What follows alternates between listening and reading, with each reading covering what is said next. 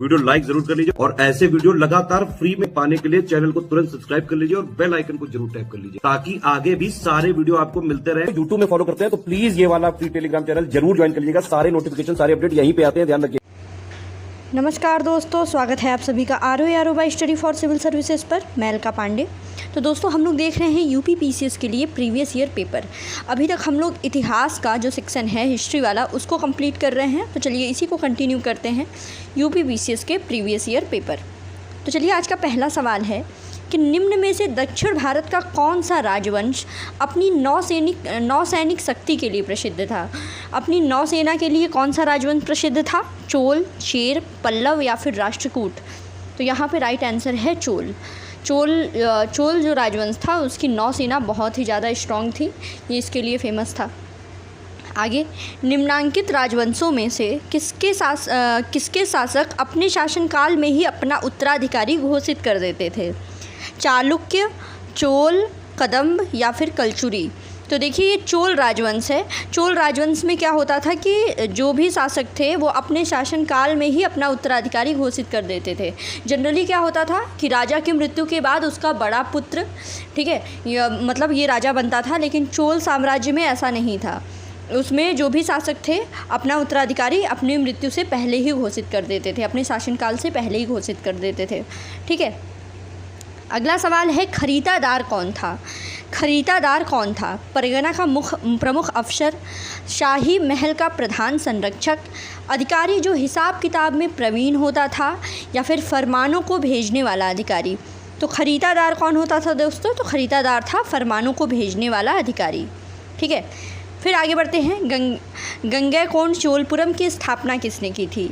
राजराज प्रथम ने, राजाधिराज ने, राजेंद्र प्रथम ने या फिर विक्रमादित्य ने। तो राइट आंसर है राजेंद्र प्रथम। आगे बढ़ते हैं। अगला सवाल, निम्नलिखित में से किस चोल प्रशासक को चोल गंगम नामक कृत्रिम झील बनवाने का श्रेय दिया जाता है? बहुत ही इंपॉर्टेंट सवाल। राजराज प्रथम को, राजेंद्र को, राजाधिराज को या फिर राजाराज द्वितीय को। ठीक है, तो राइट आंसर क्या है इसका? राइट आंसर है इसका राजेंद्र। राजेंद्र जो थे चोल शासक जिनको चोल गंगम नामक कृत्रिम झील बनाने का श्रेय दिया जाता है। राइट आंसर है राजेंद्र। आगे बढ़ते हैं। चोल शासक का नाम बताइए जिसमें श्रीलंका के उत्तरी भाग पर जिसने विजय प्राप्त की थी। ठीक है, राजराज प्रथम, राजेंद्र प्रथम, परांतक प्रथम या फिर आदित्य प्रथम। वो कौन था? तो वो थे राजराज प्रथम जिन्होंने श्रीलंका के उत्तरी भाग पर विजय प्राप्त की थी। फिर है वह चोल राजा कौन था जिसने श्रीलंका को पूर्ण स्वतंत्रता दी और सिंघल राजकुमार के साथ अपनी पुत्री का विवाह कर दिया था? कुलोत्तुंग प्रथम, राजेंद्र प्रथम, अधिराजेंद्र या फिर राजधिराज प्रथम। ठीक है, तो राइट आंसर क्या है? राइट आंसर है इसका कुलोत्तुंग प्रथम। कुलोत्तुंग प्रथम ने श्रीलंका को पूर्ण स्वतंत्रता दे दी थी और सिंघल राजकुमार के साथ अपनी पुत्री का विवाह कर दिया था। श्रीलंका की स्वतंत्रता की बात आएगी तो याद रखिएगा कुलोत्तुंग प्रथम। और श्रीलंका के उत्तरी भाग पर विजय किसने प्राप्त की थी? तो ये थे राजराज प्रथम। ठीक, आगे बढ़ते हैं। अगला सवाल है कि चालुक्य वंश का सबसे महान शासक कौन था? चालुक्य वंश का विक्रमादित्य, मंगलेश, पुलकेशिन द्वितीय या फिर पुलकेशिन प्रथम। तो चालुक्य वंश का सबसे महान शासक था पुलकेशिन द्वितीय।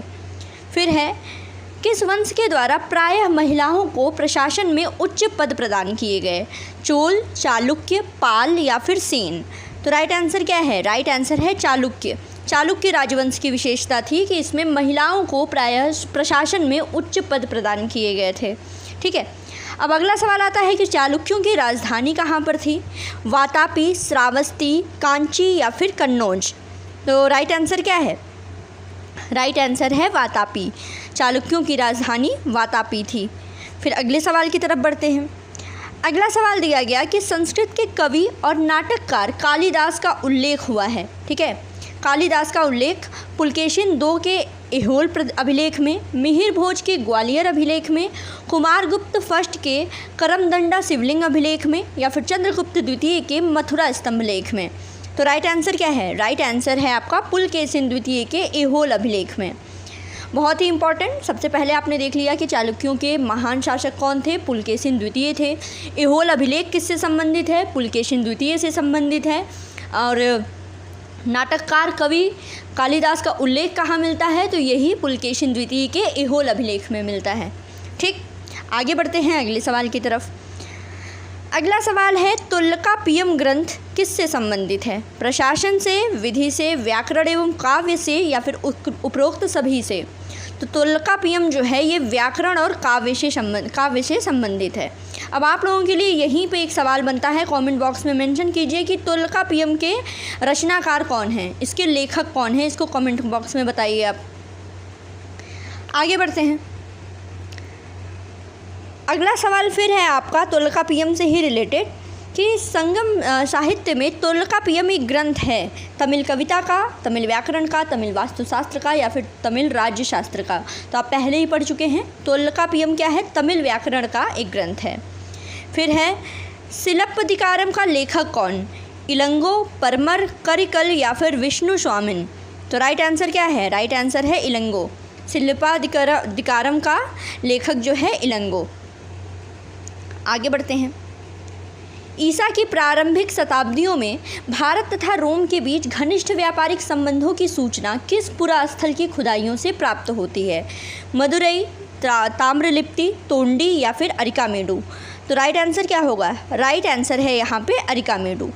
ठीक है, अब रोमन बस्ती कहाँ से प्राप्त हुई है? कालीबंगा से, अरिकामेडु से, रंगपुर से, या फिर सतारा से? तो राइट आंसर क्या है? अरिकामेडु। अरिकामेडु, जब भी भारत और रोमन के बीच घनिष्ठ संबंध, व्यापारिक संबंधों की सूचना की अगर बात की जाएगी तो वो पुरातात्विक स्थल जो है अरिकामेडु है। ठीक है, जहाँ पे आपको रोमन बस्तियाँ प्राप्त हुई हैं। आगे बढ़ते हैं। अगला सवाल है एम्फोरा जार। एम्फोरा जार क्या है? एक छिद्रयुक्त जार है, लंबा एवं दोनों तरफ हत्थेदार जार है, चित्रित धूसर जार है। ठीक है, और अगला कुछ भी ऑप्शन रख लीजिएगा। तो इसका राइट आंसर है आपका लंबा और दोनों तरफ हत्थेदार जार। ठीक है, एम्फोरा जार। आगे बढ़ते हैं। अगला सवाल है, निम्नलिखित में से कौन एक तमिल देश के संगम युग का राजवंश नहीं था? ठीक है, चेर, चोल, पल्लव, या फिर पांड्य? तो तमिल देश के संगम युग का राजवंश नहीं था पल्लव। ठीक है, इसके अलावा चेर, चोल और पांड्य थे। फिर है, निम्नलिखित तमिल ग्रंथों में से किसे लघु वेद की संज्ञा दी गई? ठीक है, किसको लघु वेद की संज्ञा दी गई है? नंदी कलम्बकम, कलिंगतुपर्णी, पेरिया पुराणम, या फिर कुरल? तो राइट आंसर क्या है? राइट आंसर है कुरल। कुरल को लघु वेद की संज्ञा दी गई है तमिल ग्रंथों में। आगे बढ़ते हैं। अगला सवाल, निम्नलिखित में से कौन तमिल रामायणम या फिर रामावतारम का लेखक था? कंबन, कुट्टन, नयन, या फिर टिक्कड़? तो राइट आंसर क्या है? राइट आंसर है कंबन। तमिल रामायण के लेखक या फिर रामावतारम के लेखक जो थे वो कंबन थे। फिर है, दक्षिण भारत का प्रसिद्ध तक्कोलम का युद्ध। तक्कोलम का युद्ध किसके किसके बीच हुआ था? चोल एवं उत्तर चालुक्यों के मध्य, चोल एवं राष्ट्रकूटों के मध्य, चोल एवं होयसल के मध्य, या फिर चोल एवं पांडवों के मध्य? ठीक है, तो राइट आंसर क्या है? राइट आंसर है यहाँ पर चोल एवं राष्ट्रकूटों के बीच तक्कोलम का युद्ध हुआ था। ठीक है, आगे बढ़ते हैं। चोल साम्राज्य को अंततः किसने समाप्त किया? चोल साम्राज्य को अंततः किसने समाप्त किया? महमूद गजनवी ने, बख्तियार खिलजी ने, मोहम्मद गोरी ने, या फिर मलिक काफूर ने? तो राइट आंसर क्या है? राइट आंसर है यहाँ पे मलिक काफूर। मलिक काफूर ने चोल साम्राज्य का अंत किया था। फिर आगे बढ़ते हैं। अगला सवाल है, पांड्य राज्य की जीवन रेखा नदी कौन सी थी? कौन सी नदी थी जो पांड्य राज्य की जीवन रेखा थी? गोदावरी, कृष्णा, तुंगभद्रा, या फिर अगला ऑप्शन दिया है वेंगी या फिर वैगई? तो राइट आंसर है वेंगी या वैगई। ठीक है, ऑप्शन डी। अब आगे बढ़ते हैं अगले सवाल की तरफ। ठीक है, इसमें आपको बताना है कि निम्नलिखित में से कौन से संगम पत्तन जो है पश्चिम तट पर स्थित थे? कोरकै, पुहार, तोंडी और मूसरी? तो राइट आंसर इसमें क्या है? राइट आंसर है तोंडी और मूसरी। तोंडी और मूसरी जो थे ये पश्चिम तट पर स्थित थे। ठीक है, आगे बढ़ते हैं। अगला सवाल दिया गया है, तृतीय संगम कहाँ हुआ था? अरिकामेडु में, एर्नाकुलम में, मदुरई में या फिर तूतीकोरिन में। तो राइट आंसर इसका क्या है, ये है मदुरई में। तृतीय संगम जो हुआ था मदुरई में हुआ था। आप लोगों के लिए एक एडिशनल है, कमेंट बॉक्स में बताइए जो तीनों संगम हुए थे वो कहाँ और किसके शासनकाल में हुए थे। ठीक है, प्लेस बताइए और जो भी किसके शासनकाल में हुए थे, शासक कौन था ये बताइए। ठीक है, कमेंट बॉक्स में ऐसे लिस्ट बना के मेंशन कीजिए। आगे बढ़ते हैं अगला सवाल। अगला सवाल सूची 1 को सूची 2 से मिलान करना है। ठीक है, तो सबसे पहले दिया गया है चालुक्य, पल्लव, हर्ष, पांड्य और मदुरई, कन्नौज, बादामी, कांचीपुरम। ठीक, तो इसमें देखिए चालुक्य जो है बादामी। ठीक है, बादामी के चालुक्य पढ़े हैं। कांचीपुरम पल्लवों का। हर्ष कहाँ पर, हर्ष कन्नौज में और पांड्य जो है मदुरई। ठीक है, ऑप्शन ए यहाँ पे सही हो जाएगा। आगे बढ़ते हैं अगले सवाल की तरफ। अगला सवाल दिया गया है, निम्न में से किस चीनी यात्री ने चालुक्यों के शासनकाल में चीन एवं भारत के संबंधों का विवरण किया है। ठीक है, फाहियान, ह्वेनसांग, इत्सिंग या फिर मातवालिन। तो राइट आंसर क्या है दोस्तों, राइट आंसर है यहाँ पे मातवालिन। मातवालिन ने चालुक्यों के शासनकाल में चीन एवं भारत के संबंधों का विवरण किया है। ठीक है, अब कदम्ब राजाओं की राजधानी पूछा गया है। कदम्ब राजाओं की राजधानी तंजौर, वनवासी, कांची या फिर बादामी। तो राइट आंसर क्या है, राइट आंसर है वनवासी। कदम्ब राजाओं की राजधानी जो थी वो वनवासी थी। अब आगे बढ़ते हैं। अगला सवाल दिया गया कि मीनाक्षी मंदिर कहाँ है। मीनाक्षी मंदिर कहाँ पर स्थित है, कोलकाता, चेन्नई, कोलकाता, मदुरई या फिर महाबलीपुरम। तो मीनाक्षी मंदिर है दोस्तों मदुरई में। फिर मुद्रा राक्षस के लेखक निम्नलिखित में से कौन है, अश्वघोष, विशाख दत्त, कालिदास या फिर भास। तो राइट आंसर क्या है, राइट आंसर है विशाख दत्त। मुद्रा राक्षस के लेखक विशाख दत्त। आगे बढ़ते हैं।